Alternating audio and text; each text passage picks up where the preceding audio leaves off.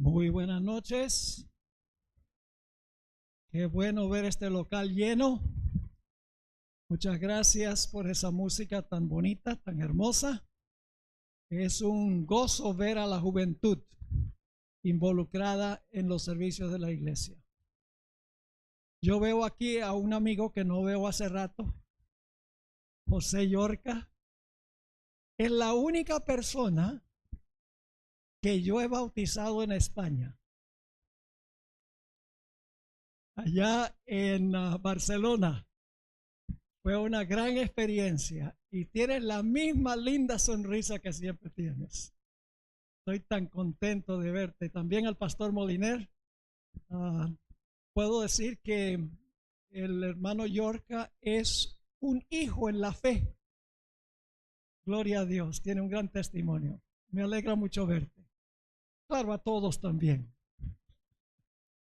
Muy bien, lo primero que queremos hacer es orar y luego pedirle al Señor que nos ayude a entender lo que vamos a estudiar esta noche. Vamos a repasar después de eso lo que estudiamos anoche, porque indudablemente hay personas que no pudieron estar anoche. Así que oración, repaso y luego material nuevo. Oremos. Padre Celestial, gracias te damos por el buen día que nos has concedido. Gracias por la vida, por la salud, por el privilegio de conocerte como nuestro gran Padre, nuestro Dios. Pedimos ahora que abrimos tu santo libro, que tu Santo Espíritu, quien inspiró ese libro, pueda estar en nuestro medio para abrir nuestras mentes para entender tu palabra y para que nos dé el poder para vivir en armonía con esa palabra. Pedimos la presencia permanente tuya aquí. Ayúdanos a entender, particularmente los que nos están visitando. Te ruego, Señor, que abra sus mentes para que puedan tener una comprensión clara. Gracias te damos por el privilegio de la oración y sabemos porque has escuchado esta oración. Te pedimos esto en el nombre incomparable y precioso de Cristo, nuestro Salvador. Amén. Muy bien, vamos a repasar lo que estudiamos anoche. Ustedes me van a ayudar a repasar. La salvación, ¿verdadero o falso? ¿La salvación es un evento o un proceso? Oh, muy bien. Sacaron perfecta la primera pregunta. La segunda pregunta es, ¿cuántos pasos toma Dios en el plan de la salvación? Oye, están afilados ustedes. 7 pasos. ¿Y en qué edificio toma esos 7 pasos? En el santuario, muy bien. ¿Y a dónde comienza el proceso? En el campamento. ¿Y qué hace Jesús en el campamento cuando vino a esta tierra a vivir? Vino para vivir una vida de perfecta justicia. Es decir, el Señor Jesucristo vino para tejer un manto de justicia para poder cubrir nuestra desnudez espiritual. Luego, ¿a dónde se movió Jesús? Se movió al atrio. ¿Y cuál es el primer mueble en el atrio? El altar del sacrificio, que representa ¿qué obra de Jesús? Oh, su muerte en la cruz. ¿Y qué hace Jesús en la cruz? Carga los pecados de los creyentes. Muy bien, estaban prestando atención. Carga los pecados de ¿cuántos? De toda la raza humana. Paga la culpa por todos los pecados que se han cometido y se cometerán. Luego se movió ¿a dónde? Al lavacro, a la fuente. ¿Y qué representa la fuente o el lavacro? Representa la resurrección de Cristo Jesús. Ahora, ¿cuál de estos 3 es más importante? La mayoría de los cristianos dicen que el punto más importante es la cruz. Estoy de acuerdo que es muy importante. Pero si Jesús no vive una vida perfecta, su sacrificio no hubiera sido aceptado. Y si Cristo no muere, no cargó nuestros pecados, estamos condenados. Y si no resucitó, no podemos recibir perdón. Vana es nuestra fe si Jesús no resucitó, porque Él tiene que tomar el cuarto paso, que es su intercesión.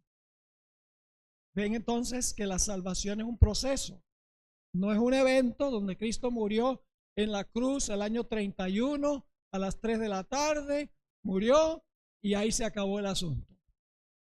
Hay mucho más en el plan de la salvación que meramente la muerte de Cristo en la cruz. Ahora queremos hablar en esta noche del cuarto paso que toma Jesús. El cuarto paso es que Jesús, cuando se lava de la muerte, luego asciende al cielo y entra a ¿qué apartamento? Entra al lugar santo del santuario celestial. Ese es el cuarto paso. Ahora yo pregunto, porque Jesús vivió y murió por todos, ¿todos se van a salvar? No. Por su vida perfecta, su muerte y su resurrección, el Señor Jesucristo provee los beneficios para que la gente se salve, pero hay que reclamar esos beneficios individual y personalmente.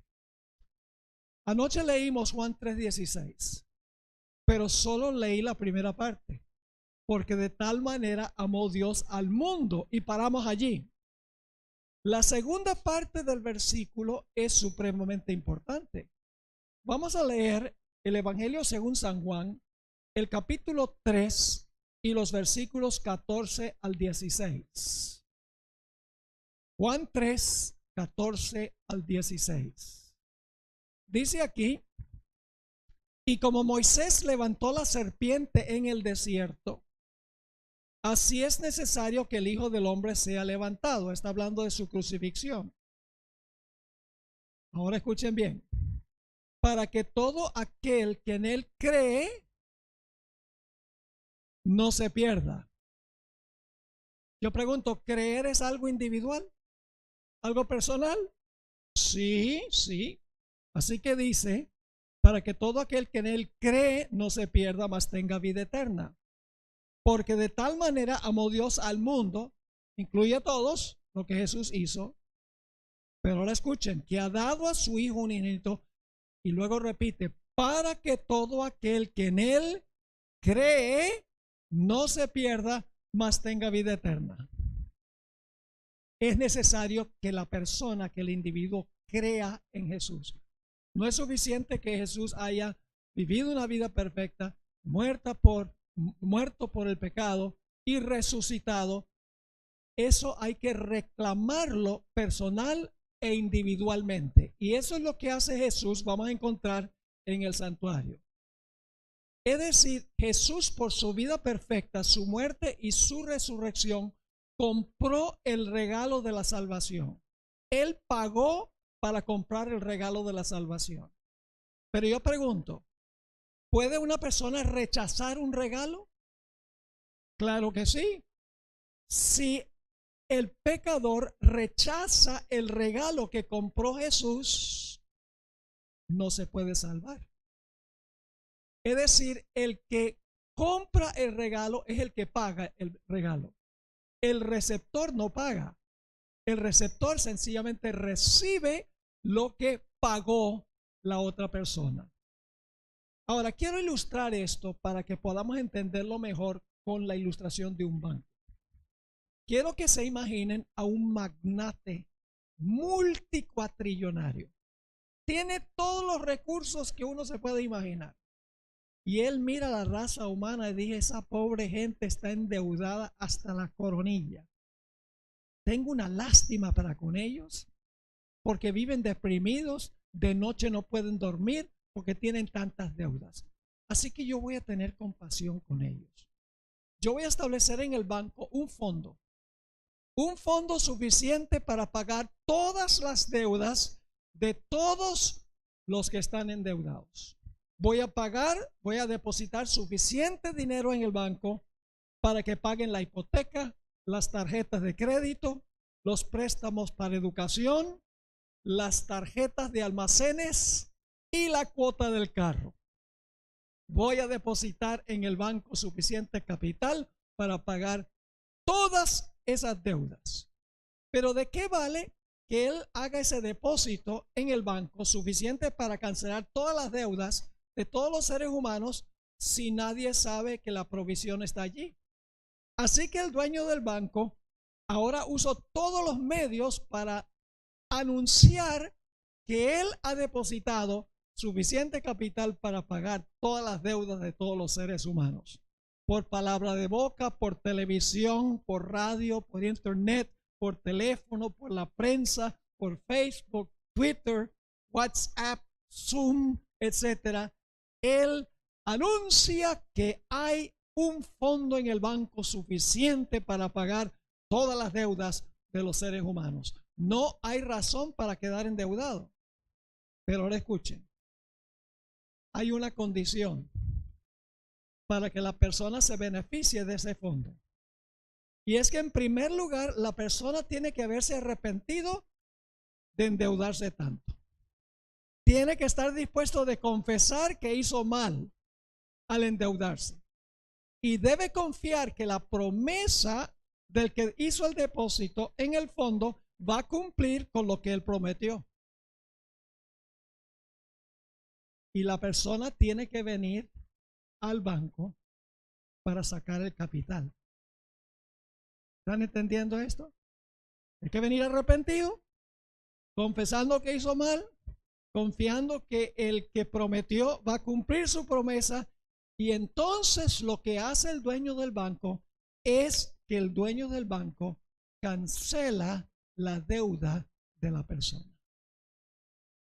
El Señor Jesucristo, cuando murió en la cruz y cuando vivió y resucitó, depositó suficiente capital de salvación en el banco celestial para salvar a cada ser humano que jamás haya vivido en este planeta.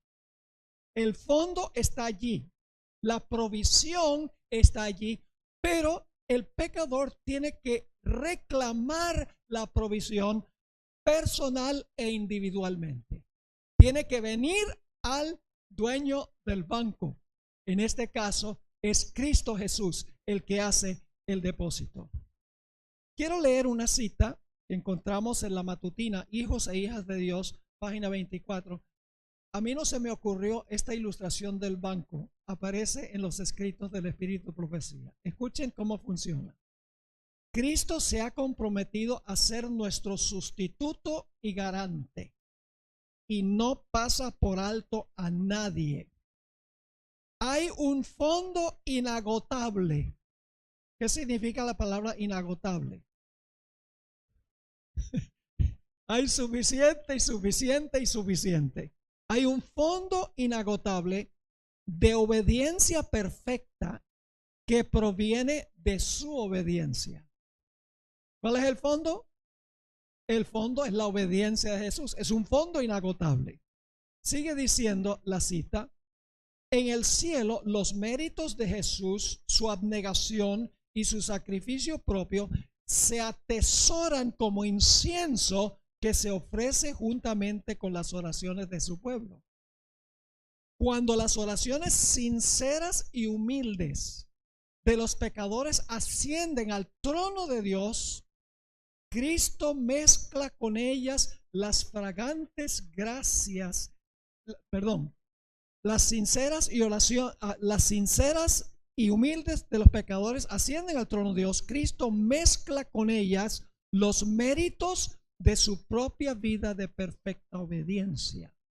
Nuestras oraciones resultan fragantes gracias a este incienso.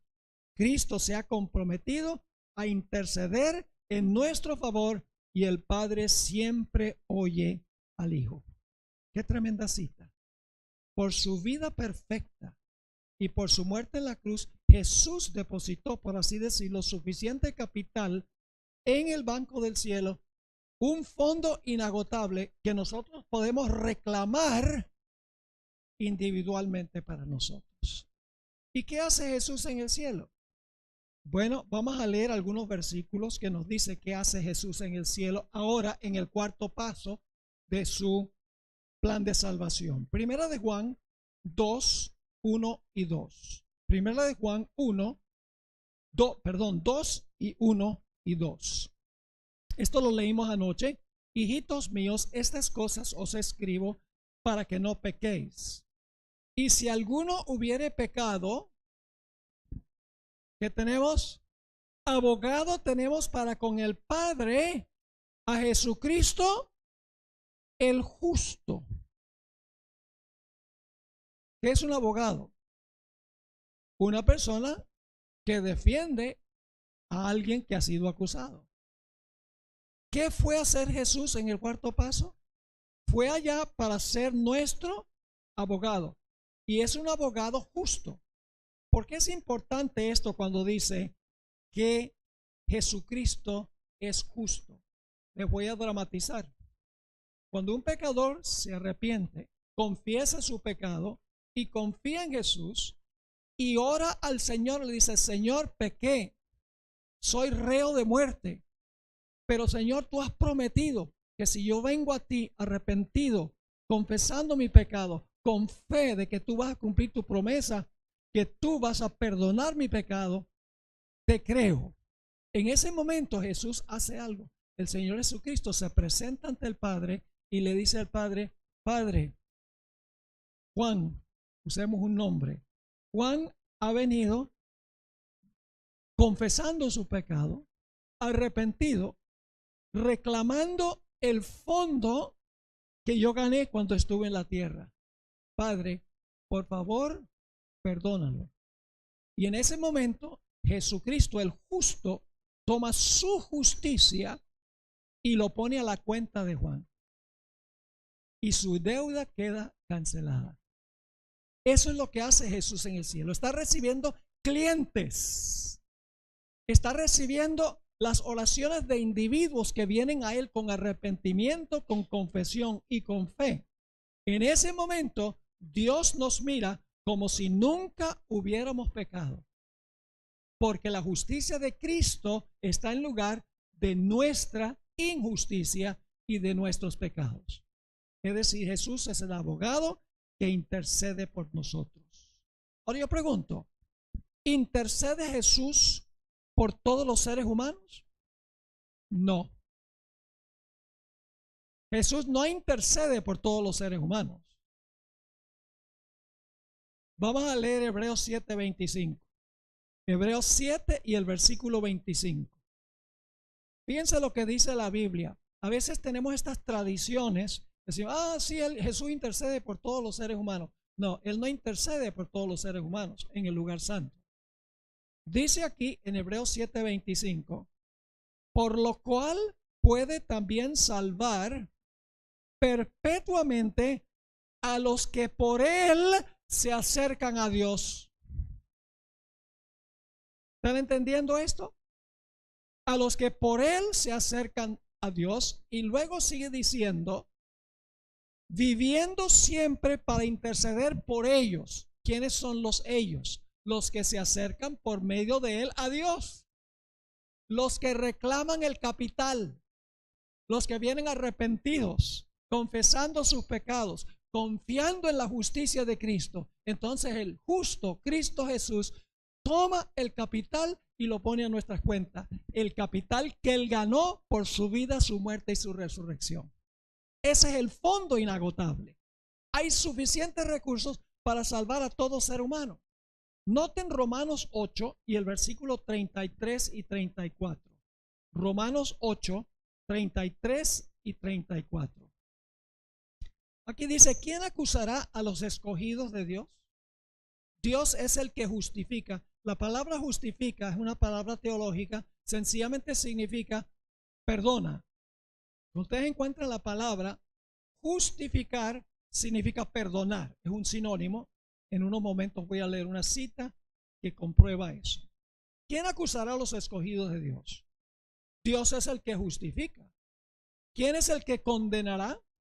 Cristo es el que murió, más aún el que también resucitó, el que además está a la diestra de Dios, el que también intercede por nosotros. Jesús no intercede por todos los seres humanos, intercede por los que vienen a Él. Ahora, yo mencioné que para reclamar lo que Jesús hizo por su vida y su muerte, para reclamar el manto y para reclamar el pago que Él hizo por el pecado, nosotros tenemos que cumplir ciertas condiciones. Vamos a ver 3 condiciones que tenemos que cumplir para que saquemos el capital que Cristo ganó para que nuestra deuda quede cancelada. En primer lugar, es necesario el arrepentimiento.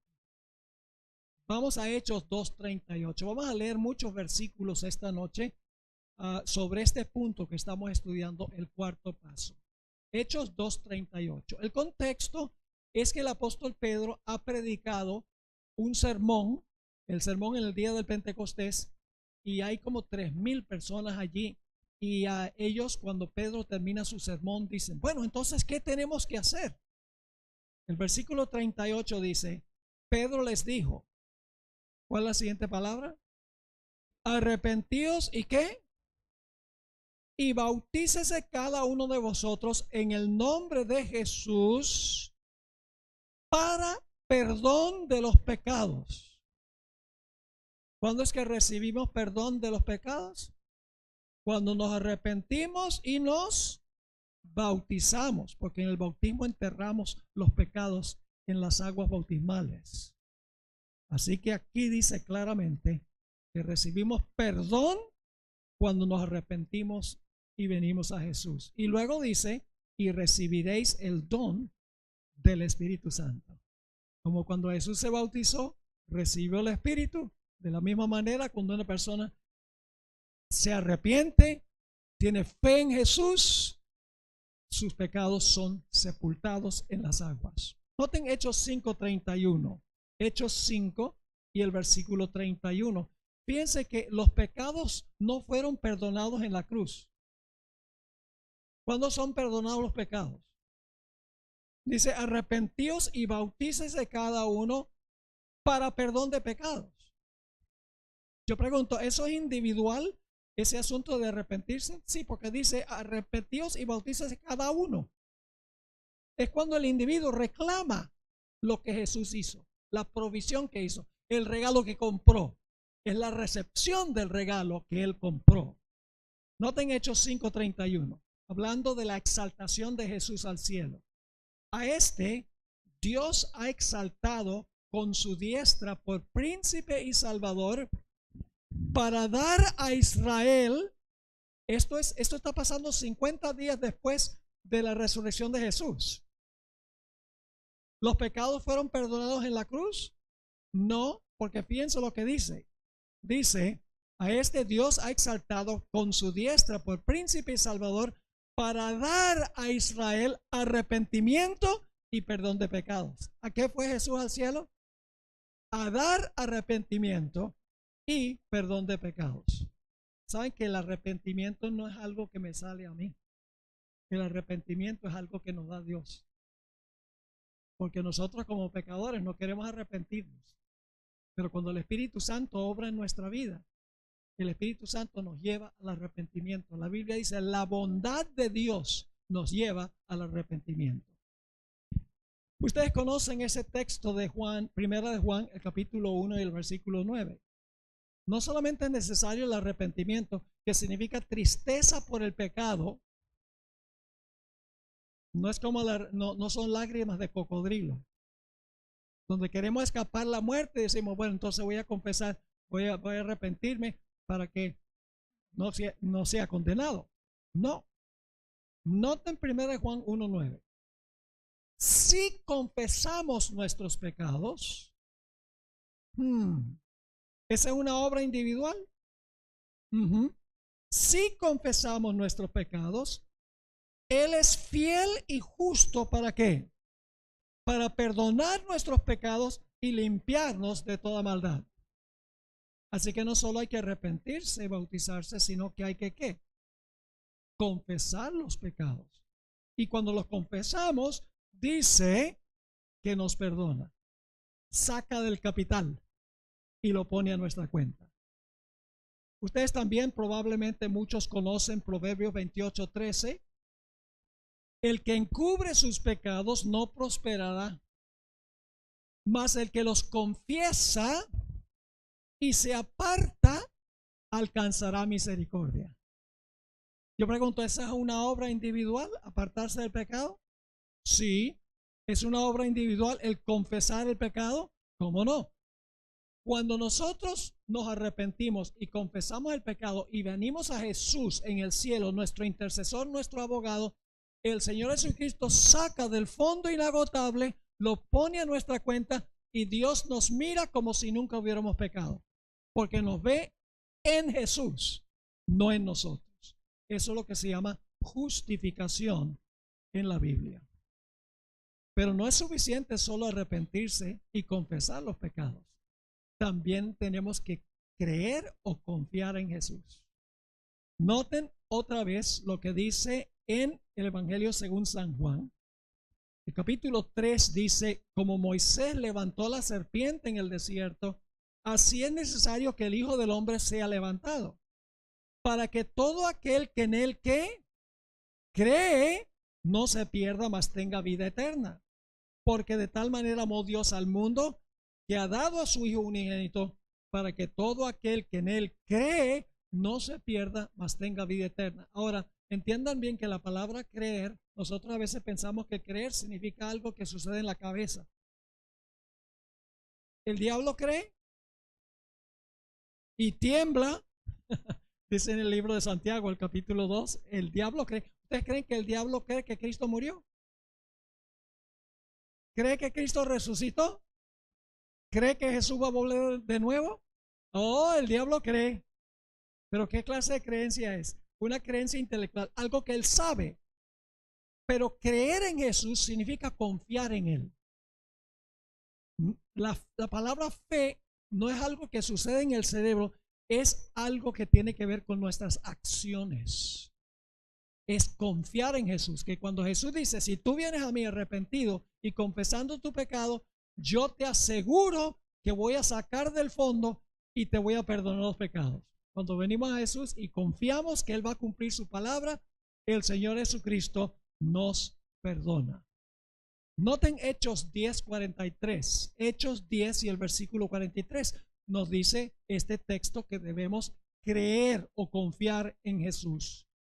Dice, hablando de Cristo, de este dan testimonio todos los profetas, que todos los que en él creyeren recibirán perdón de pecados. ¿Cuándo es que recibimos perdón? ¿Cuando Cristo murió en la cruz? ¿Recibimos perdón cuando Cristo murió en la cruz? No. ¿Cuándo recibimos perdón?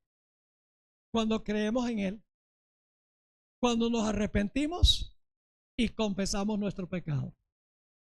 Y eso se hace individualmente. Lo que Jesús hizo en su vida perfecta, en la cruz y en su resurrección, fuera para todos los seres humanos. Es la provisión, es el fondo que Jesús depositó. El fondo inagotable.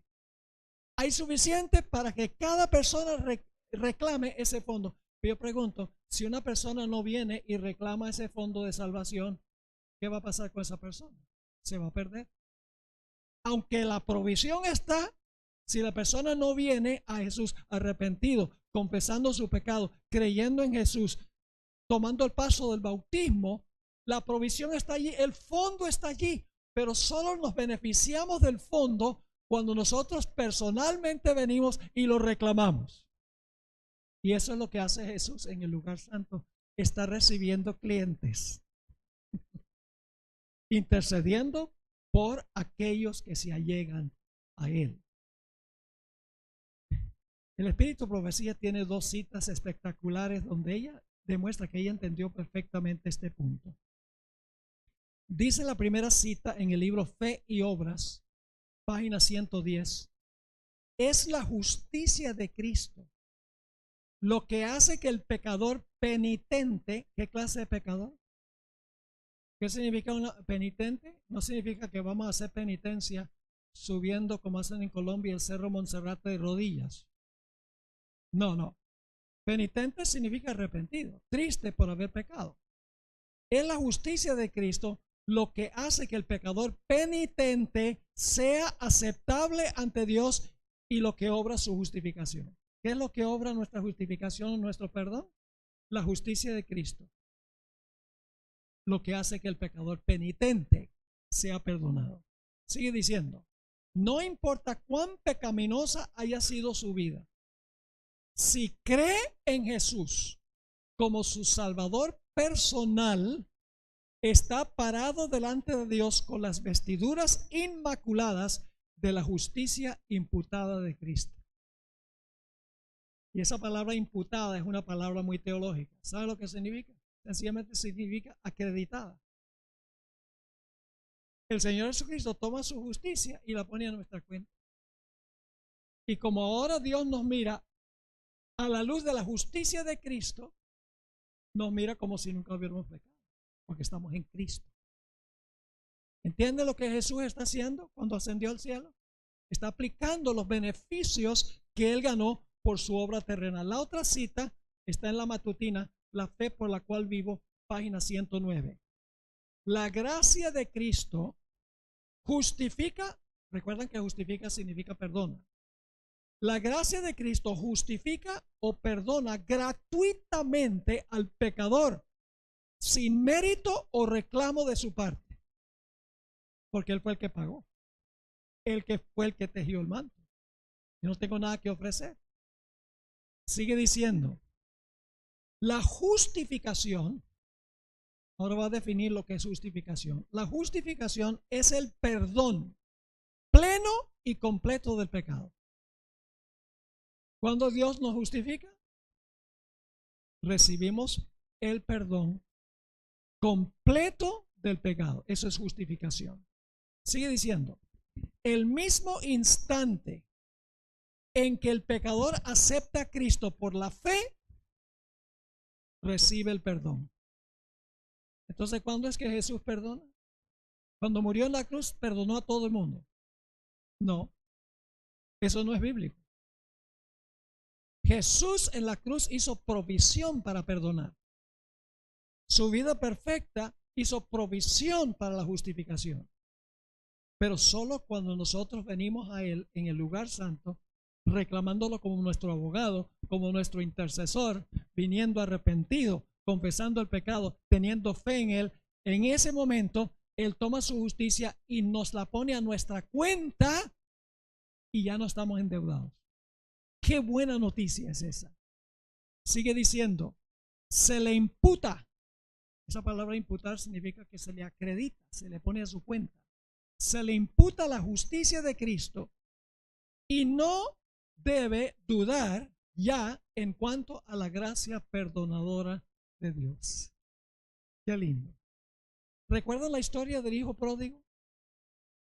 Es una ilustración de este proceso. Este joven, el pródigo, era egoísta. Estaba cansado de las restricciones del hogar y le dijo al padre, padre, estoy cansado de estar aquí sirviendo en casa, me quiero ir, dame mi parte de la herencia. Y la Biblia dice que se fue de su casa. Por un tiempo disfrutó de los placeres del pecado, porque el pecado puede ser placentero, pero solo por un corto tiempo, porque el pecado lleva a la muerte. Así que él sale, usa todo el dinero que su padre le dio, lo malgasta y finalmente su vida termina en un desastre. Termina trabajando entre los puercos, compitiendo por la comida de los puercos. Y era judío. Los judíos ni siquiera podían tocar a un puerco. Y cuando estaba allá en el suelo, en el abismo, se empieza a acordar de su padre. El amor de Dios, la bondad de Dios nos lleva al arrepentimiento. Y él dice, ay, la casa de mi padre, qué bueno era mi padre. Tenía todo lo que necesitaba. Yo sí quisiera ver a mi padre. El amor y la bondad del padre lo está llevando a arrepentirse. Y se arrepiente y dice, ahora voy a ir a casa y voy a confesar. He pecado contra el cielo y contra ti y no soy digno de ser llamado tu hijo. se está arrepintiendo, está confesando su pecado y ahora regresa a la casa arrepentido y el padre lo ve de lejos y el padre se para con una mirada austera y sinvergüenza, regresaste, ¿ah? No. Lo recibe, lo abraza, lo besa. Y luego, ¿qué hace el padre con este joven arrepentido, quien confiesa su pecado y tiene fe en la bondad de su padre? ¿Qué hace el padre? Toma su mejor manto y lo cubre a este joven con su manto. ¿Cuándo es que el Señor Jesucristo nos cubre con su manto de justicia? Cuando nos arrepentimos, cuando confesamos y cuando tenemos fe en nuestro Padre Celestial, en Cristo Jesús. Ahora, ¿ustedes están entendiendo entonces la relación entre lo que hizo Jesús en la tierra y lo que hace en el cielo? En la tierra hizo provisión, hizo el depósito del capital, suficiente para todos los seres humanos. Pero si nosotros no reclamamos el capital, todavía estamos endeudados. Lo que hace Jesús en el lugar santo sencillamente es recibir individuos tristes por el pecado, que le entregan sus pecados a Jesús, y entonces Jesús toma su justicia y los cubre con el manto de su justicia. Y Dios los mira como si nunca hubieran pecado. Eso es lo que hace Jesús en el cielo.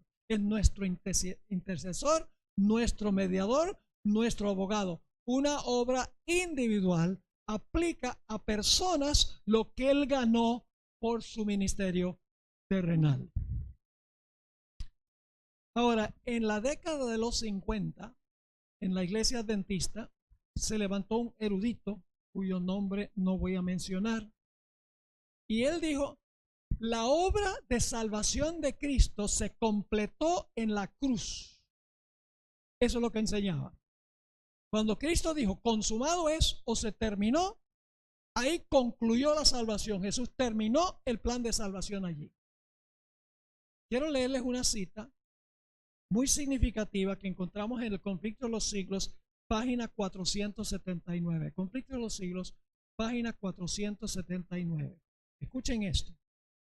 La intercesión de Cristo por el hombre en el santuario celestial es tan esencial para el plan de la salvación como lo fue su muerte en la cruz. ¿Qué es más importante, su muerte o su intercesión? ¿La intercesión de Cristo es igualmente importante que todos los otros pasos? Claro que sí. Así que ella dice, la intercesión de Cristo por el hombre en el santuario celestial es tan esencial para el plan de la salvación como lo fue su muerte en la cruz. Ahora escuchen bien. Con su muerte comenzó la obra. No terminó. Dice, con su muerte comenzó la obra que después de su resurrección fue a completar en el cielo. ¿Jesús está completando el plan de salvación en el cielo? Sí, no como provisión, sino como aplicación. ¿Qué es más importante, la provisión que hizo Jesús o la aplicación de eso a cada individuo que viene a él? Los dos son igualmente importantes. Completó la provisión por su vida, su muerte y su resurrección, pero aplica los beneficios a los que creen en él. Todavía esa es una obra que Cristo desempeña. Así que sigue diciendo la cita: con su muerte comenzó la obra que después de su resurrección fue a completar en el cielo. Y ahora explica qué significa completar en el cielo. Dice, por la fe debemos entrar dentro del velo. ¿Con qué propósito? Pues para reclamar el capital. Así que dice, por la fe debemos entrar dentro del velo, donde entró por nosotros como precursor Jesús. Así que ese es el cuarto paso. Entonces, si alguien les pregunta a ustedes, bueno, el Señor Jesucristo perdonó todos los pecados en la cruz, ¿qué va a ser la respuesta? No. ¿Cuándo perdona? Cuando un individuo, una persona, se acerca a Jesús arrepentido, confesando su pecado, confiando en la palabra de Jesús, llega a Jesús para que Jesús interceda, para que Jesús sea el abogado, para que Jesús sea el mediador, reclama personalmente el capital que Cristo ganó por su obra terrenal, y entonces Dios considera a esa persona como si nunca hubiera pecado. Esa persona es perdonada o justificada. El perdón es algo individual que sucede como resultado de lo que hizo Jesús en la tierra. Ahora vamos al siguiente paso, el paso número 5. ¿A qué apartamento se mueve luego el Señor Jesucristo? El Señor Jesucristo se mueve al lugar santísimo, que es el segundo apartamento del edificio del santuario. ¿Y qué hace Jesús allí en ese lugar? Bueno, tengo que repasar un poco el ritual del santuario. En el santuario había un servicio diario. Uno de los sacrificios era que el pecador traía un cordero o un animal sin mancha al atrio del santuario, al altar, colocaba su mano sobre la cabeza de la víctima, confesaba su pecado sobre la cabeza de la víctima, luego entonces era sacrificado el animal, porque cargaba ahora el pecado que había sido transferido del pecador a la víctima, y luego entonces el sacerdote tomaba la sangre de la víctima que llevaba el registro del pecado e introducía la sangre en el lugar santo del santuario, en el velo del lugar santo del santuario. ¿Y qué hacía eso con el santuario? Como la sangre ahora tenía la culpa del pecado, ¿verdad? Porque el pecador puso la mano sobre la cabeza de la víctima, estaba transfiriendo el pecado a la víctima, y luego la víctima muere en lugar del pecador, y la sangre entonces entra al santuario con el registro de la sangre. Y por lo tanto, ¿qué ha pasado con el santuario?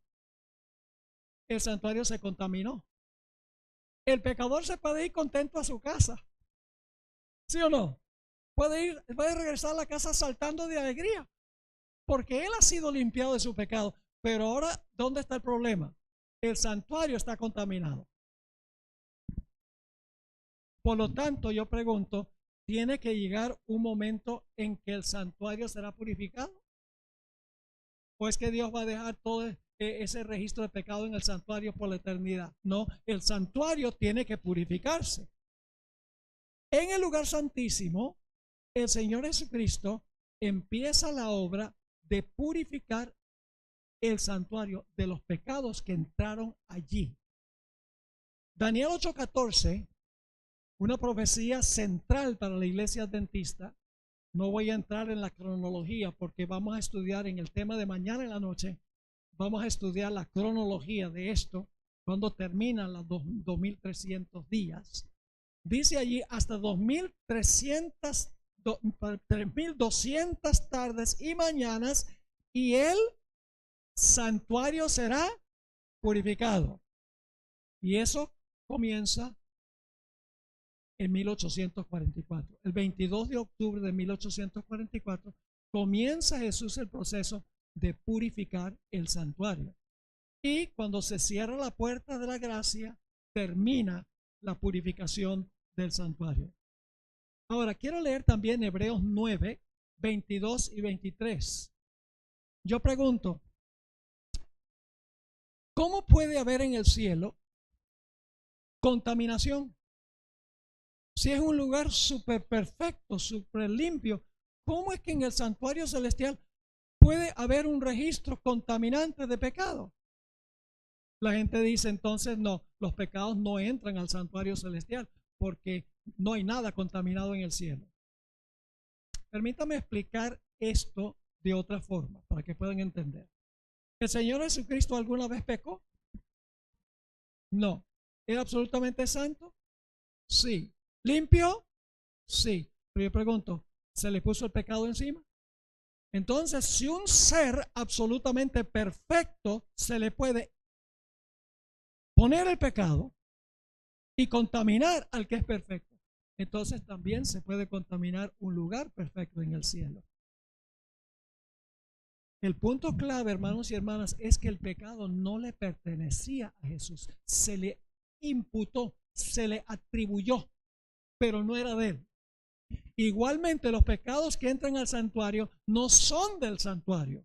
Se le imputan al santuario hasta que Cristo tome el sexto paso en su obra. Y vamos a hablar de eso en unos momentos. Noten Hebreos 9, 22 y 23. Y yo les voy a agregar algunas explicaciones porque la sintaxis de estos versículos es un tanto complicada. Dice aquí, hablando del sistema del Antiguo Testamento, y casi todo es purificado en el santuario terrenal, según la ley ceremonial, con sangre de animales y sin derramamiento de sangre de animales. Está hablando del sistema del Antiguo Testamento. No se hace remisión de pecados. Remisión es lo mismo que perdón. Ahora sigue diciendo en el versículo 23, fue pues necesario que las figuras, es decir, el santuario terrenal, de las cosas celestiales, el santuario celestial, fuesen purificadas con sangre de animales. Es decir, era necesario purificar el santuario terrenal con sangre de animales. Pero ahora escuchen. Pero las cosas celestiales mismas con mejores sacrificios que estos. Es decir, el santuario celestial tiene que purificarse con mejores sacrificios que los sacrificios de animales en el Antiguo Testamento, porque la sangre de toros y machos cabríos no puede quitar el pecado. ¿Qué es lo que purifica el santuario celestial? La sangre de Cristo Jesús. Ahora, los pecados del pecador entonces entraban al santuario durante el curso del año. Pero ahora yo pregunto, ¿cómo podemos saber si el arrepentimiento de una persona es genuino o no? Hay personas que tienen lágrimas de cocodrilo, que lo que quieren es escapar del castigo. Oh, sí. Tenemos el ejemplo de Adán y Eva. Después que Adán y Eva pecaron, ¿estaban arrepentidos? No. Estaban tristes por las consecuencias, pero no del pecado. ¿Y cómo sabemos eso? ¿Saben cuál es la mayor señal de que una persona no está arrepentida? Que le echa la culpa a los demás. Sí, yo le pegué, pero yo dije eso, pero me probó la paciencia. Cuando Dios viene y le dice a Adán, ¿qué has hecho? La mujer que me diste. Y viene la mujer y dice, ¿qué hiciste? A la serpiente que tú hiciste. No estaban arrepentidos. ¿Saben cuándo realmente se arrepintieron? Cuando a Adán le tocó ofrecer el primer sacrificio en un mundo donde no había muerte. Y Dios le dijo, ese animal representa a tu creador que va a ir a la tierra y va a sufrir la muerte en lugar de ti por tu pecado. En ese momento él entendió la terrible seriedad del pecado. Estaba verdaderamente arrepentido. Una cosa es estar triste por el pecado y otra estar triste por las consecuencias que va a aportar el pecado. ¿Me están entendiendo lo que estoy diciendo? Cuando yo era niño, a veces me portaba mal y mi papá me mostraba la correa. Decía, te voy a dar fuerte. ¿Sabes lo que yo decía? Ay, no, papá, perdón, perdón, perdón. ¿Ustedes creen que yo estaba arrepentido de lo que había hecho? No, tenía miedo de la correa. Falso arrepentimiento. Tristeza por lo que puede aportar el pecado y no tristeza por el pecado mismo, por lo que le hizo a Cristo Jesús, el Salvador. ¿Cómo sabemos nosotros que el arrepentimiento es genuino? La única forma, hermanos y hermanas, es porque hay una reforma en nuestra vida. Hay un cambio en nuestra conducta. Por eso la Biblia dice, escuchen bien, la Biblia dice que somos salvos por gracia a través de la fe, pero luego dice que seremos juzgados por obras. Salvos por gracia a través de la fe, pero juzgados por obras. Y usted dice, ¿es una contradicción? No, no es. Porque las obras demuestran si la fe es genuina. Jesús nos dijo, por su fe los conoceréis, por sus frutos los conoceréis. La vida cambiada y reformada demuestra que tenemos una conexión con el Salvador, que realmente estamos tristes por el pecado, estamos arrepentidos, venimos confesando a Jesús, miserable de pecador soy, el pecado te llevó a la cruz, pero Señor, vengo confiado de que tú, si me arrepiento y confieso mi pecado, vas a poner tu justicia a mi cuenta. Ese es arrepentimiento genuino, pero hay arrepentimiento falso. No somos salvos por fe sola. No somos salvos por obras solas. No somos salvos por fe más obras. Somos salvos por una fe que obra. Porque una fe que no obra no es fe. ¿Cuál es el capítulo de la fe en la Biblia? El capítulo de la fe es Hebreos 11. ¿Ha notado que cada personaje en Hebreos 11 no solamente está creyendo algo, sino que está haciendo algo? Dios le dice a Noé, haz un arca. ¿Y qué dice Noé? Gracias, Señor, yo tengo fe en lo que tú dices. ¿Cómo mostró Noé su fe? Sacó los martillos y la madera. Abel ofreció un sacrificio. Moisés salió de Egipto. Todos los personajes del libro de Hebreos están mostrando su fe por sus obras. Las obras no salvan, pero las obras son evidencia de que hemos sido salvos de nuestra conexión con Cristo Jesús. Es decir, nosotros somos salvos por gracia a través de la fe, una fe que obra. Y por las personas que dicen que nuestras obras no cuentan para nada, el Señor Jesucristo, después de dar todas las señales de la segunda venida, en Mateo 24, después de eso hay 3 parábolas de Jesús. Una de esas parábolas es la de los talentos. El que no invirtió su talento se pierde. Está la parábola de las 10 vírgenes. Todas profesaban ser creyentes, pero 5 eran falsas. Y cuando se cerró la puerta estaban perdidas. Y tenemos la parábola de los cabritos y los corderos. Todas esas parábolas se están hablando a los que profesan a Cristo Jesús. Pero hay creyentes genuinos y hay creyentes falsos. Libro Conflicto de los Siglos, página 455 y 456, dice esto: una reforma en la vida es la única prueba de un verdadero arrepentimiento. Y luego describe el verdadero arrepentimiento. Amaban lo que antes aborrecían y aborrecían lo que antes amaban.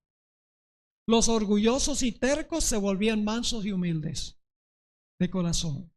Los vanidosos y arrogantes se volvían serios y discretos.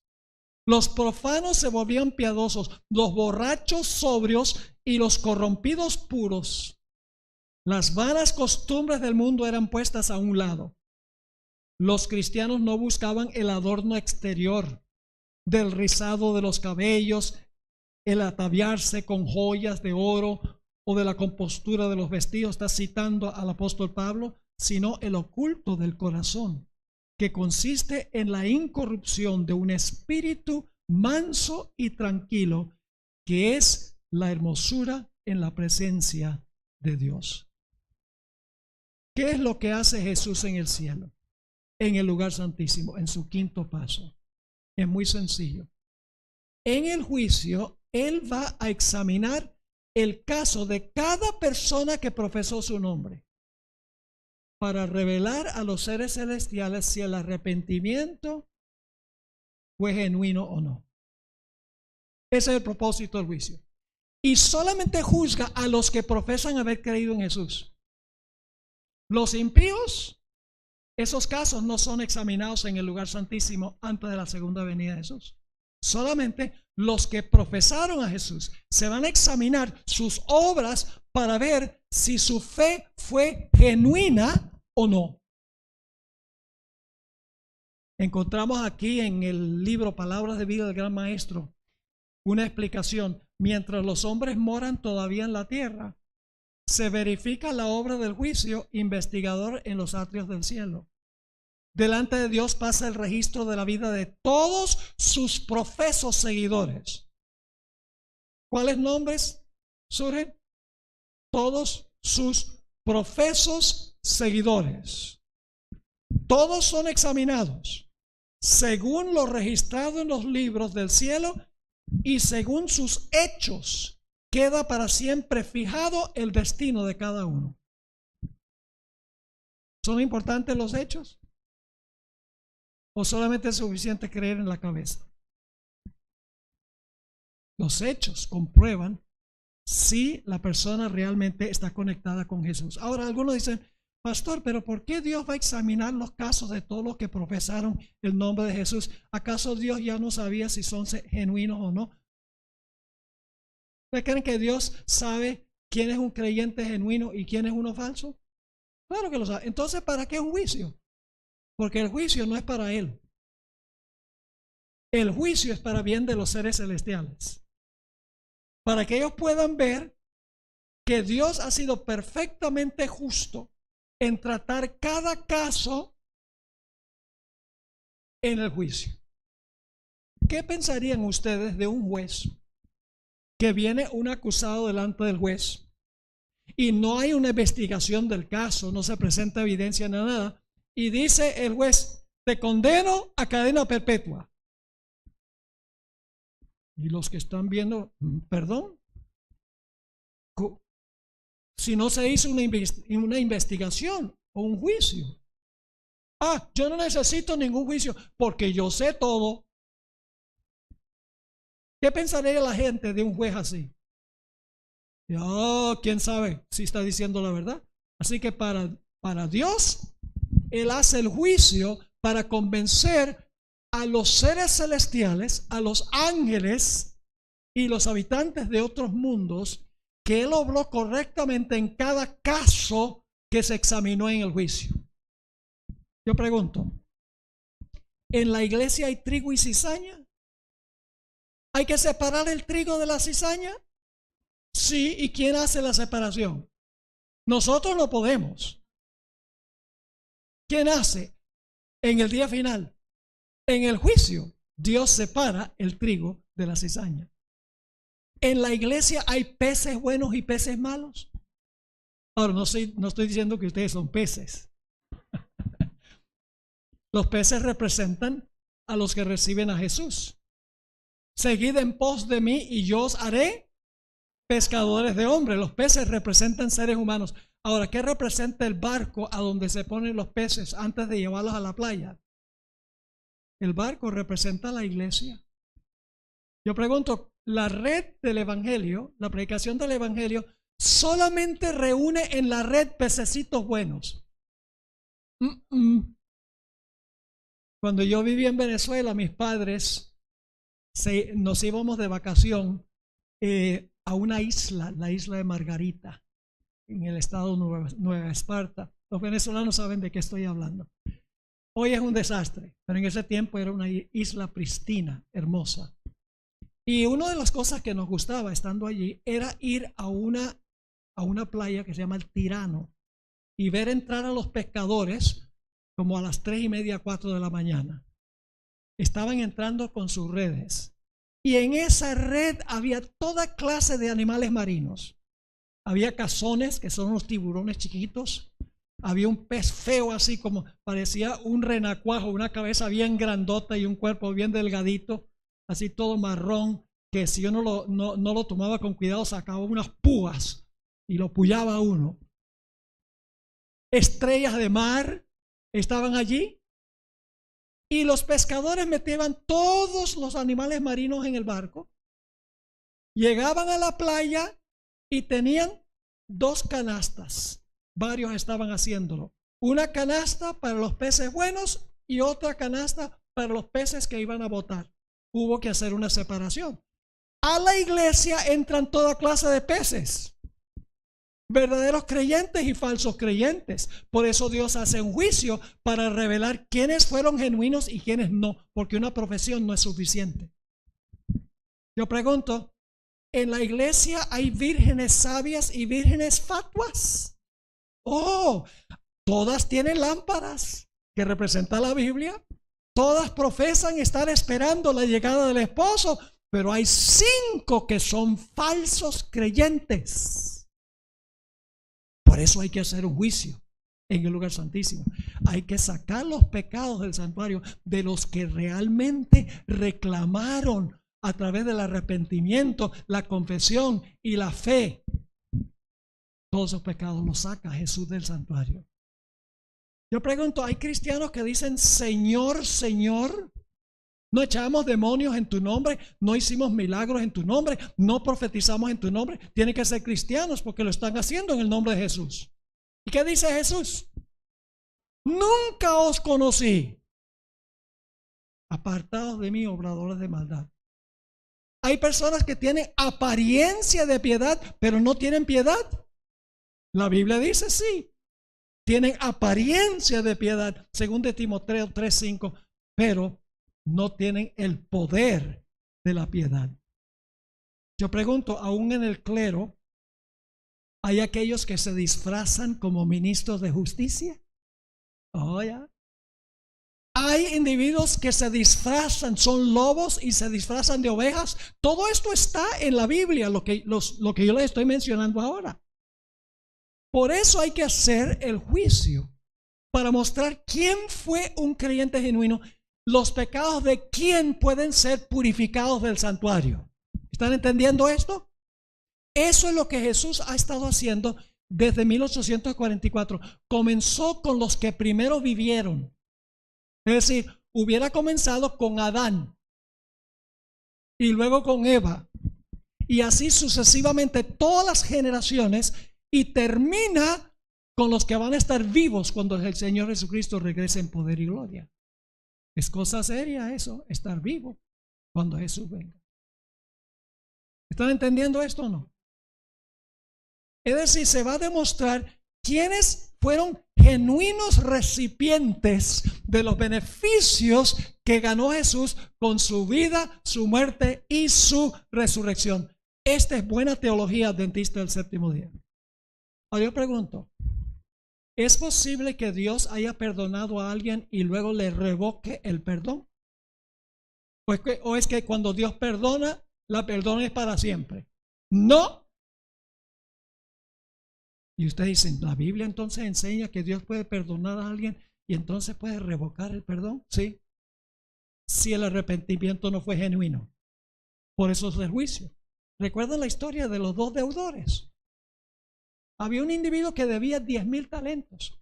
No podría haber pagado eso en varias vidas. Era una cantidad impagable. Y su amo le dijo, échenlo a cárcel hasta que pague la deuda. Y él clamó, él lloró, dijo, ay, por favor, dame tiempo que yo te lo pago. Y su amo dice, ¿qué me vas a pagar? No puedes. En muchas vidas no puedes. Y lo mandó a echar a la cárcel, pero siguió llorando y clamando.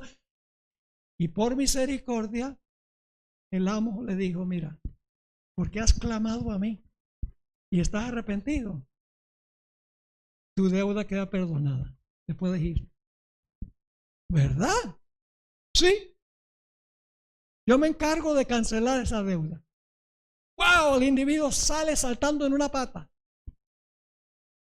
contento y feliz, y se encuentra alguien que le debe 100 denarios, que es una cantidad considerable porque el jornal era un denario, es decir, era un equivalente de 100 días de trabajo, pero podría haberlo pagado en cuotas. y lo consiguió. Le dijo: págame lo que me debes. Y el individuo hizo lo mismo. Ay, por favor, dame tiempo y yo te perdono. ¿Qué tiempo ni qué pan caliente? Y lo agarró por el cuello y lo estaba ahorcando.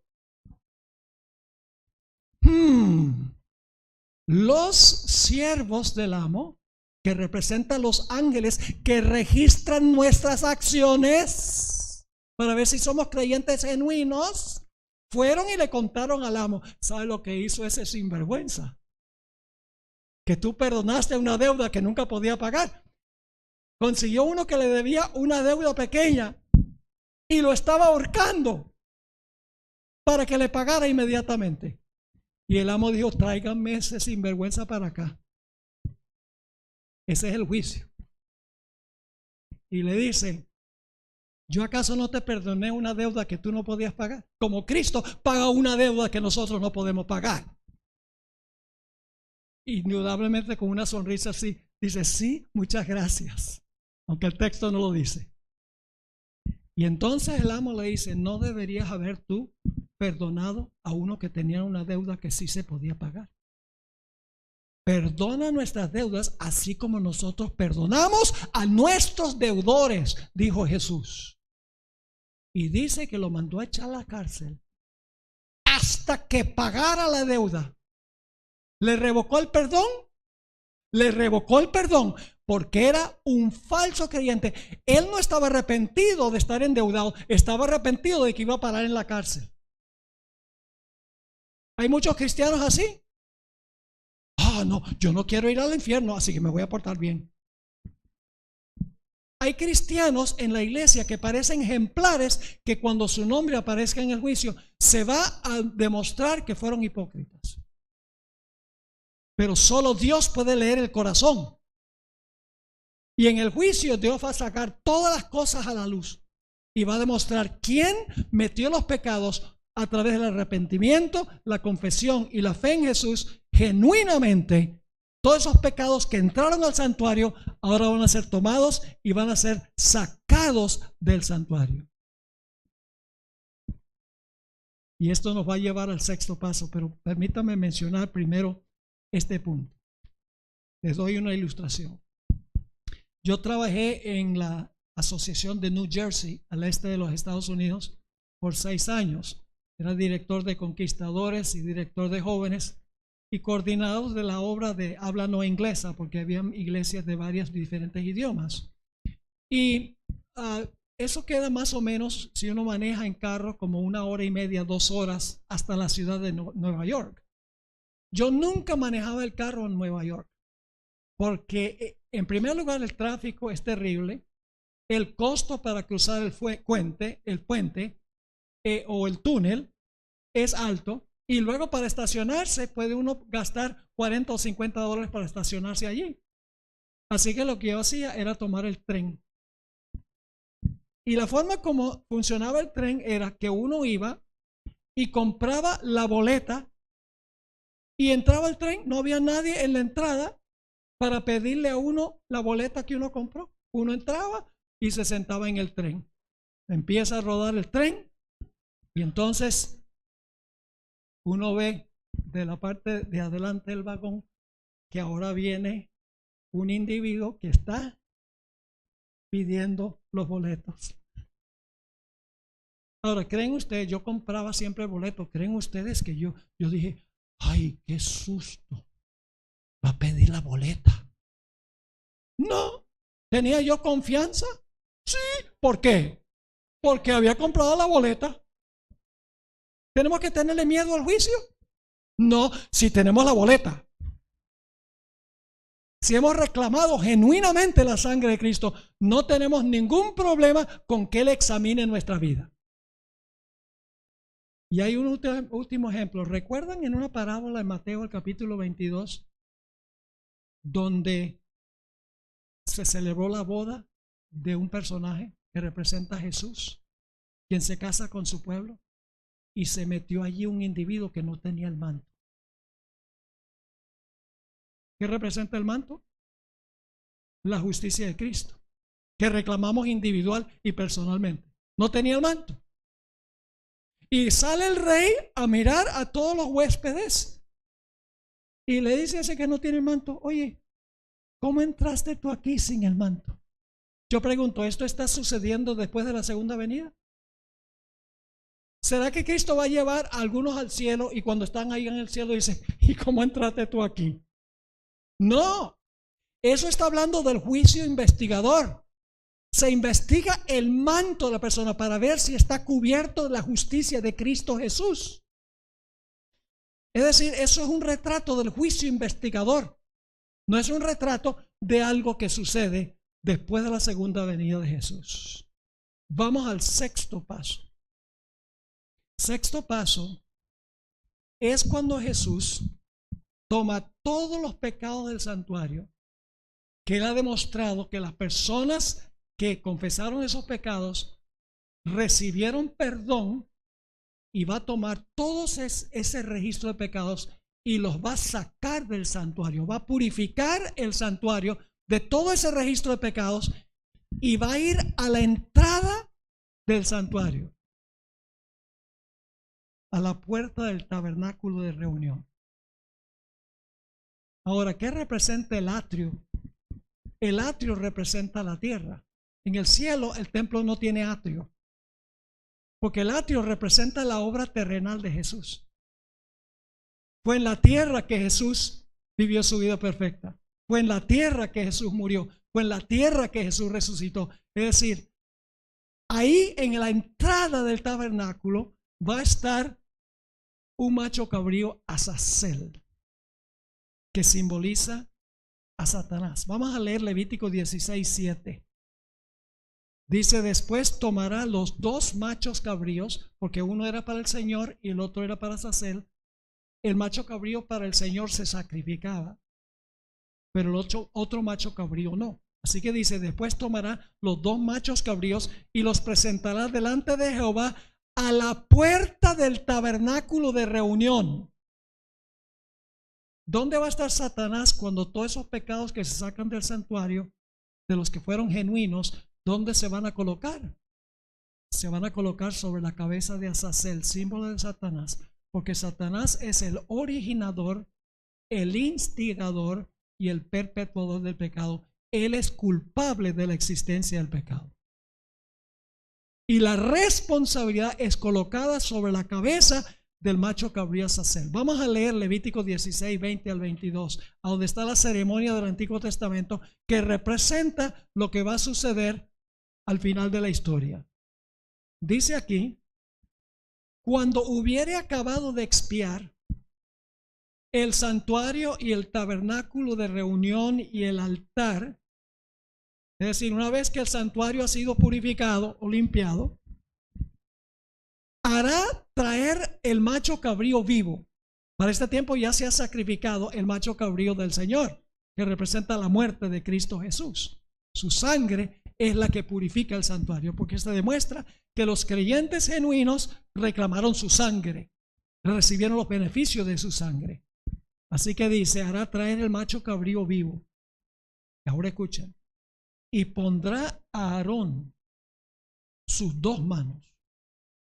El servicio diario era una mano, pero pondrá sus dos manos sobre la cabeza del macho cabrío vivo y confesará sobre él todas las iniquidades de los hijos de Israel, todas sus rebeliones y todos sus pecados, poniéndolos así sobre la cabeza del macho cabrío, y lo enviará al desierto por mano de un hombre destinado para esto. Y aquel macho cabrío llevará sobre sí todas las iniquidades de ellos a tierra inhabitada y dejará ir al macho cabrío por el desierto. Interesante ceremonia. ¿De dónde vinieron todos esas rebeliones, iniquidades y pecados que se colocan sobre la cabeza de Azazel? Del santuario. De los pecados que entraron legítimamente por la sangre de Cristo Jesús, que ahora el sumo sacerdote está sacando y colocando sobre la cabeza de Azazel. En nuestro tema del sábado en la mañana, donde vamos a hablar del santuario en el libro de Apocalipsis, vamos a ampliar más este punto, la ceremonia del macho cabrío Azazel. Así que fíjense, en el servicio diario, el pecador colocaba la mano sobre la víctima, luego se mataba a la víctima y la sangre, llevando el registro del pecado, se metía en el santuario. En el día de expiación, el día del juicio, el sumo sacerdote sacaba los pecados y los colocaba sobre la cabeza del macho cabrío Azazel. Ahora quiero leerles una cita que viene de la enciclopedia judaica. Muy interesante, identificando quién es Azazel. Azazel se identifica en el libro de Enoc, es un libro apócrifo, como el líder de los gigantes rebeldes que vivieron antes del diluvio. Le enseñó al hombre el arte de hacer guerra, de fabricar espadas, cuchillos, escudos y corazas, y a las mujeres el arte de seducir por medio de la ornamentación del cuerpo, el teñir del cabello, el pintarse el rostro y las cejas, y también le enseñó al pueblo los secretos de la hechicería. Interesante la comprensión que tenían los judíos de la identidad de Azazel. Finalmente Dios le mandó al ángel Rafael, que la Biblia no menciona, que lo atara y encadenara a las rocas ásperas y escarpadas del Duduel, a donde ha de habitar en las tinieblas totales hasta el gran día del juicio, cuando será echado al fuego para consumirse para siempre. ¿Quién es este personaje? ¿Quién es este Azazel? Este Azazel no es más ni menos que Satanás. Él fue el que hizo todo esto que menciona esta cita de la enciclopedia judaica. ¿Saben dónde se cumple esto? Durante los 1000 años. Después de la segunda venida de Jesús, Satanás estará en este planeta sin habitantes. Porque cuando Cristo regrese, todo pecador que se quede aquí va a perecer. En el milenio no habrá habitantes vivos en este planeta. Solamente Satanás y sus ángeles, que no son humanos, son angélicos. No solo estará esta tierra sin habitantes, sino estará en una condición desértica. Jeremías 4 dice que miré la tierra y estaba desordenada y vacía, como antes de la semana de la creación, y los cielos, y no había en ellos luz. Ahí le va a tocar a Satanás permanecer cargando la culpa del pecado por 1000 años. Y él sabe lo que le espera después de los 1000 años. Cuando estudiemos el sábado por la mañana el tema sobre el santuario en Apocalipsis, vamos a encontrar que después de los 1000 años, todos los impíos van a resucitar. Y Satanás ahora estará desatado de su prisión. ¿Saben cuál es la prisión? Yo pregunto, ¿cómo puede engañar Satanás? Porque tiene gente. Pero si pierde toda su gente, ¿tiene poder para engañar? No. El atar de Satanás significa que todos los que engañan están muertos. Y el desatar a Satanás después de los 1000 años significa que los impíos resucitan y nuevamente tiene a quienes engañar. ¿Están entendiendo eso? Y entonces, fíjense, Dios ha convencido a todos los seres celestiales que Él fue justo en salvar a algunos y condenar a otros. Durante los 1000 años también hay un juicio. Los que son fieles a Dios serán llevados al cielo durante los 1000 años. Y el apóstol Pablo dice que van a juzgar al mundo. 1 Corintios 6, 1 al 3, van a juzgar al mundo y van a juzgar a los ángeles. ¿Cuáles ángeles? Satanás y sus ángeles. Y van a pronunciar juicio. ¿Por qué hace Dios un juicio durante los 1000 años? Porque los fieles que fueron al cielo van a darse cuenta que no hay ciertas personas que ellos estaban seguros que iban a llegar allá y no están. ¿Y por qué ese anciano que parecía tan piadoso en la iglesia, por qué no está aquí? Entonces Dios va a abrir los libros para mostrar ante los fieles por qué condenó a los que están muertos en la tierra. De esa manera han sido convencidos los seres celestiales en el juicio antes de la segunda venida. Durante el milenio convencerá a los fieles que Dios fue justo en condenar a los impíos. Pero falta un grupo por convencer. Y es Satanás y sus ángeles y los impíos. Y después del milenio, todo esto lo vamos a estudiar cuando en el tema del sábado en la mañana. Solamente les estoy describiendo lo que pasa. Y entonces Dios, después del milenio, cuando Satanás tenga otra vez todos sus seguidores para engañarlos, se van a preparar para atacar la santa ciudad, la Nueva Jerusalén. Apocalipsis 28 y 9 lo describe. Dice que el número de las tropas es como la arena del mar.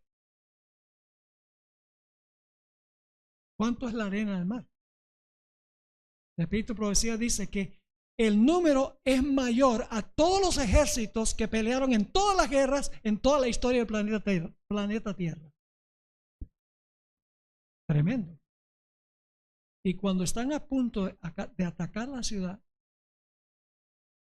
Dios en visión panorámica por encima de la ciudad muestra toda la historia de la raza humana. Todo esto está en el libro de Apocalipsis. Les muestra desde el comienzo del pecado, toda la trayectoria del pecado hasta el final. Y el papel que jugó Satanás en engañarlos a ellos. Y Ezequiel 28, 2 al 10 dice que cuando los impíos ven la historia, ellos dicen Dios tenía razón y Satanás es el enemigo. Y en vez de atacar la ciudad, se van a lanzar contra Satanás. Porque finalmente se dan cuenta que Dios tenía razón, no Satanás. Y entonces desciende fuego del cielo y consume a Satanás, a sus ángeles y los impíos. Y luego viene el séptimo paso, y es que el Señor Jesucristo va a vivir en nuestro campamento por la eternidad. Así que todo empieza en el campamento y termina en el campamento. Y tenemos todos los pasos desde el comienzo hasta el fin. Hermanos y hermanas, esta es la doctrina cardinal de la Iglesia Adventista del séptimo día. Si nosotros rechazamos esto, no tenemos por qué llamarnos adventistas del séptimo día. Porque en realidad la salvación no es un evento, es un proceso. Y el propósito del proceso es que no queden cabos sin atar, que todo ser del universo confiese que Dios es justo y verdadero.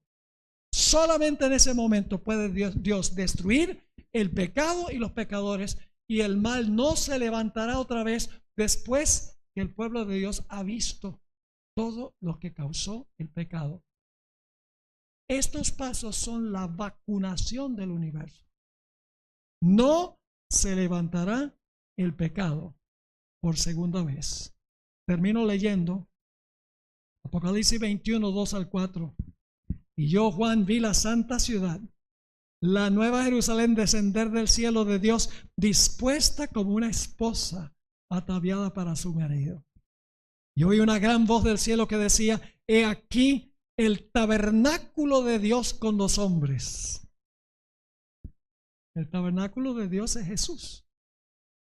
Él tabernaculó entre nosotros. He aquí el tabernáculo de Dios con los hombres, y Él morará con ellos. Y ellos serán su pueblo, y Dios mismo estará con ellos como su Dios. Enjugará Dios toda lágrima de los ojos de ellos. Y ya no habrá muerte, ni habrá más llanto, ni clamor, ni dolor, porque las primeras cosas pasaron. Y así termina el gran conflicto. ¿Cómo les parece este panorama? Espectacular. Yo siempre he soñado que Hollywood produjera una película fidedigna como lo describe el conflicto de los siglos. Sería espectacular. Para el mundo sería wow. Pero no necesitamos esa película porque tenemos la descripción en la Biblia del proceso que sigue Dios. Entonces yo pregunto, ¿Qué es lo importante? Hermanos y hermanas, lo importante es que nosotros nos entristezcamos por el pecado. Lo confesemos. Confiemos en la justicia de Cristo Jesús. Y recibamos el poder del Espíritu Santo que sucede en el bautismo para tener poder para vencer el pecado.